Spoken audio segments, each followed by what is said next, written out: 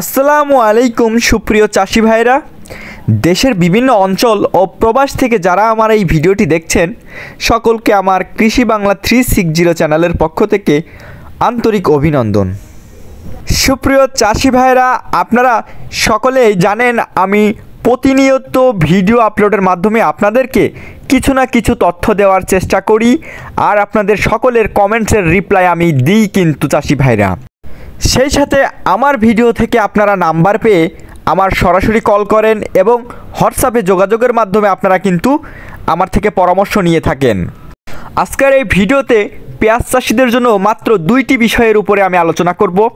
প্রথম বিষয়টি হচ্ছে পাবনা জেলার আমিনপুর থানার বাগুলপুরে আমি সর্বোচ্চ যে পেঁয়াজটা আপনারা এই যে স্ক্রিনে দেখতে পাচ্ছেন, এই পেঁয়াজের 1 মাসের পর থেকে আমি কোন কীটনাশক এবং কোন ছত্রাকনাশক এবং কোন ভিটামিনটি প্রয়োগ করেছি, যার ফলে আপনার এই বাগুলপুরের সর্বোচ্চ পরিমাণ রেজাল্ট এই পেঁয়াজ দেখতে পাচ্ছেন। একদম কালো এবং কত বড় আর শক্তিশালী ডাগরগুলো দেখতে পাচ্ছেন প্রিয় চাষি ভাইরা। আর দ্বিতীয় টপিকসে থাকছে আমার রাজশাহী থেকে, বাংলাদেশের রাজশাহী থেকে এক ভাই কমেন্ট করছে যে তার 20 দিন হালি পেঁয়াজের বয়স, তো পেঁয়াজের গুটি লাগিছে, শিকড়ে গুটি বা যেটাকে আমরা বলি নেমাটোড লাগছে। তার জন্য আমি তাকে কি পরামর্শ দিয়েছি সেইটা আমি ভিডিওর শেষে মানে দ্বিতীয় টপিকসে সুন্দরভাবে জানিয়ে দেব। তো সুপ্রিয় দর্শক, আপনারা সম্পূর্ণ ভিডিওটি একদম না টেনে দেখার অনুরোধ রইল। ওকে, আমি চলে আসি প্রথম টপিকসে।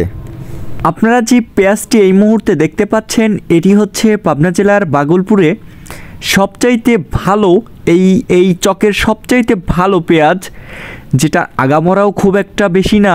দেখুন আপনারা পাশের জমিটির দিকে তাকান, তার থেকে অনেকটা ভালো রেজাল্ট। এই জমিতে আমি 30 দিনে ইউজ করেছিলাম, প্রথম কোপের পরে ইউজ করেছিলাম বেনপোজিয়াম বিঘাপতি 50 মিলি, আর ইউজ করেছিলাম বিঘাপতি 250 গ্রাম ওরাকল। সেই সাথে পোকার দমনের জন্য ইউজ করেছিলাম টেম্পেস্ট। তারপরে আবার ঠিক 10 দিন পরে আবার সেম ডোজ আমি ইউজ করেছিলাম, যার ফলে আপনার এই 50 দিনের পেঁয়াজ গাছ দেখতেছেন এতটা শক্তিশালী, মোটা এবং আগামরা একদম নেই বললেই চলে বন্ধুরা। আর এখন চলে আসি পেঁয়াজের নেমাটোড বা পেঁয়াজের শিকড়ে গুটি লাগা বিষয়ে কথা বলার জন্য।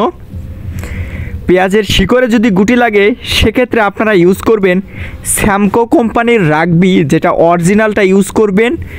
সেইটা ইউজ করলে আপনাদের পেঁয়াজ, এটা হচ্ছে দানাদার বিষ, এই দানাদার বিষটা যদি ইউজ করেন আপনাদের পেঁয়াজের গুটি আর লাগবে না, সেরে যাবে, গুটিটা পচে একদম কেটে নেমে যাবে। সেই সাথে আপনি 100% শিওর যাতে রাগবিটা মানে ধ্বংস হয়ে যায়, তার জন্য এই স্প্রে করে দিবেন হচ্ছে টেম্পেস্ট। এটা পোকার জন্যও কাজ করবে, টেম্পেস্টটা ইউজ করে দেবেন। ধন্যবাদ, আসসালামু আলাইকুম।